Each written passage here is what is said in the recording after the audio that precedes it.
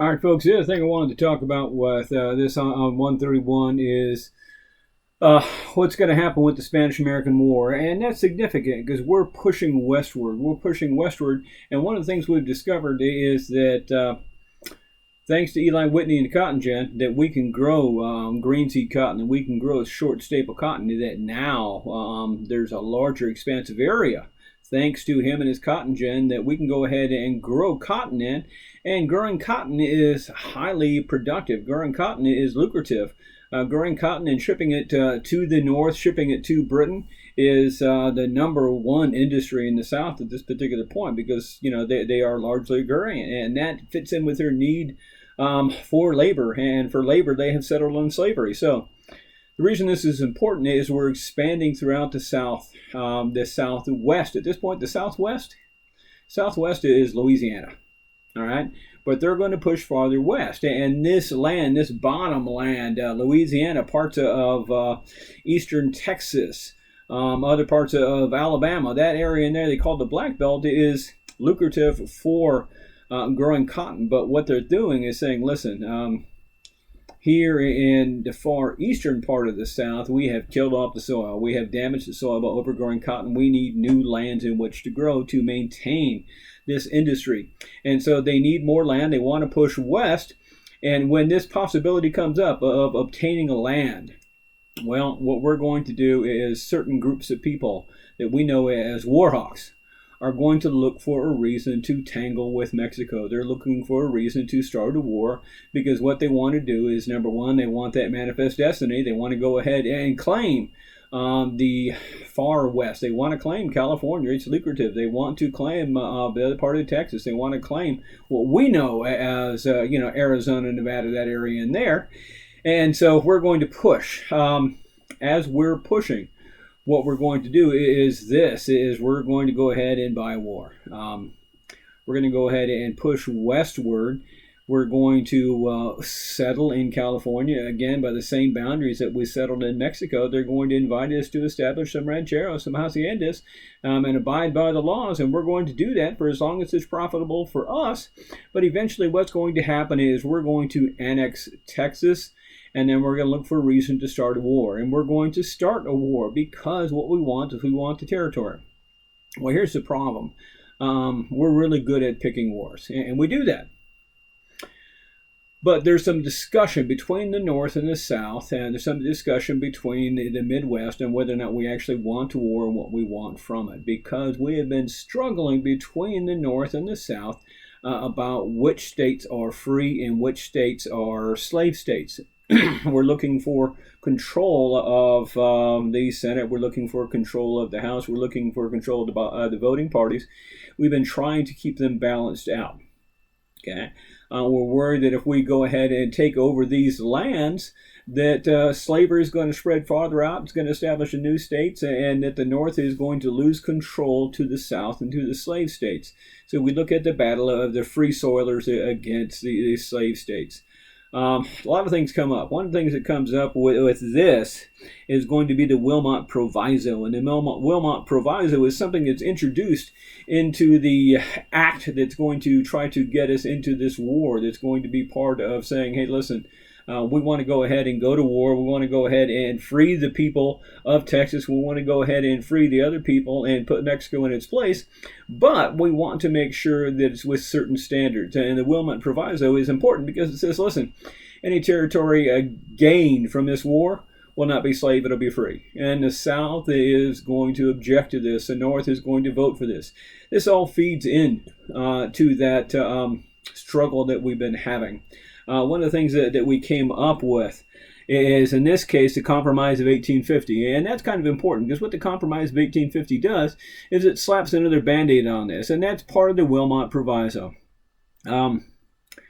What's going to happen is we're going to get involved in this war. We're going to win this war. It's kind of a no-brainer, folks. We finished a war recently. We're ready to go for another war. We've been ramping things up. And the fact is that a war with Mexico makes a great practice battleground for what happens in the Civil War. I think it's interesting that when we put people in Mexico, when we put people on the battle lines, that we have generals that are fighting, generals that are conducting business, generals that are going to be on opposite sides come the Civil War. And it's interesting because in this war, they get to know each other. They've gone to school together, many of them. They fought alongside each other.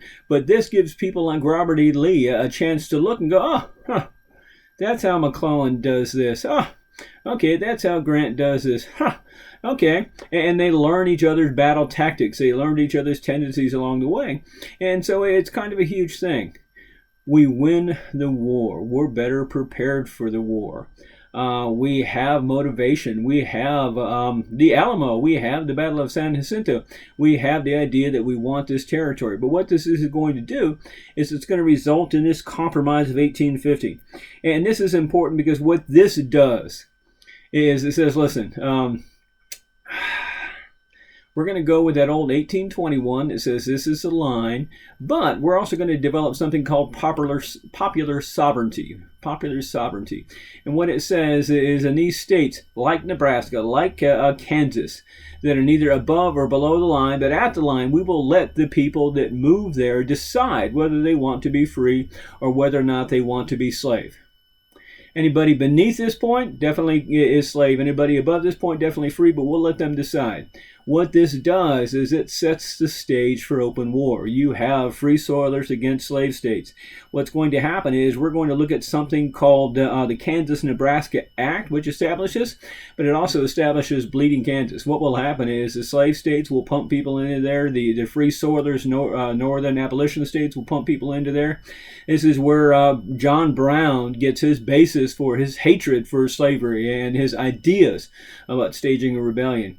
And what happens is this. We stage this war. Part of this war is going to be setting California free from Mexico. We look at John Fremont. We look at the Bear Flag Rebellion.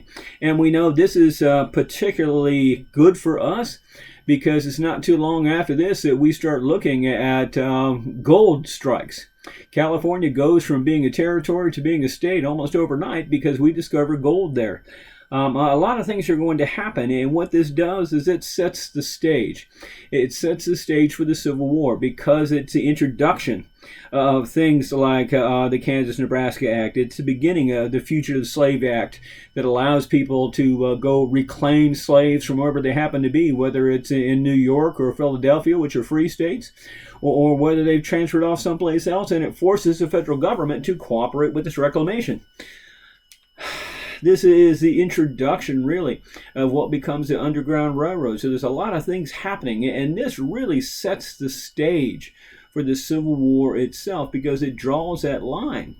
Another thing that comes from this is I want you to look at, because this thing that's introduced is going to be the Dred Scott versus Sanford. And Dred Scott versus Sanford is going to be when slavery and the right to own slaves is going to hit the Supreme Court. And what's going to happen is Dred Scott is going to say, hey, I'm a slave. I've been a slave for years, but I should be free now because my master moved me to a free state. We moved from one free state to another free state. We lived there for years. We came back to a slave state. I don't want to go with him. I don't want to be a slave. I've been in free areas for years, for long enough that I should be free. And eventually what will happen is he will sue and his master will sue, but go from one court to the other. It will end up in the Supreme Court, which is what a lot of people want. They want to say, well, listen, what is the Supreme Court to say about this? And the Supreme Court is going to say, you know what? The issue is not whether or not he's free or not. The fact is that he is African, that he's black, that he is property, and his property he can't actually sue anybody.